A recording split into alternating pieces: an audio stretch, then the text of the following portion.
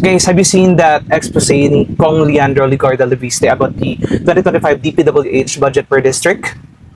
If you are someone na nakatira sa distrito ni Sandro Marcos and Martin Romualdez, magtaka ka na if ever walang nakikita dun sa budget na yan. Bilyon-bilyon! Putang ina!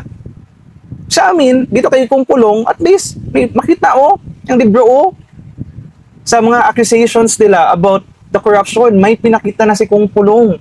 And ilang beses na pumunta yung ICI dito. Everything na ginagawa nila sa mga Duterte paninira lang. Now, how about those people living sa mga distrito ng mga dalawang buhayang to na Martin Romualdez and Sandro Marcos? How about dyan sa inyo? Have you seen any projects from your congressman? Kasi, if kayo nakatira sa distrito nila, if you're not going to look for the money na sana punta yung budget nila, forever nila tong gagawin sa inyo if ihahalal nyo pa rin sila. And the cycle will go on if you will not ask or demand for accountability dyan sa budget na nakuha nila.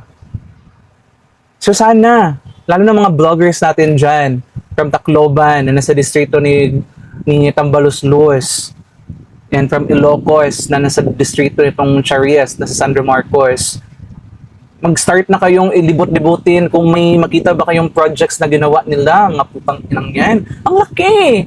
It can build a lot of classrooms na ginawa ng papa niya. Imagine for 22 lang classroom na nagawa saan, Marcos. In those billions na andyan sa budget nila, it can build a lot of classrooms and can help students who can't afford to go to school, and mga medical missions, etc. Can help a lot. And kasi din Filipinos, magalit din tayo minsan. We're too resilient. We can't wait sa 2028, guys. We need to hold them liable and accountable for every corruption that they're doing. Karma, matagal pa yung karma We need to act now. And it's up for you to decide din. Kasi ayun naman natin mamili. I'm from Davao City. Okay naman kami dito. Pero kayo guys, galing kasi sa taxes natin. Yun. Uy, Ilocos, Tacloban. Wake up na. Ang palengking na Tacloban, di maayos-ayos. Puta.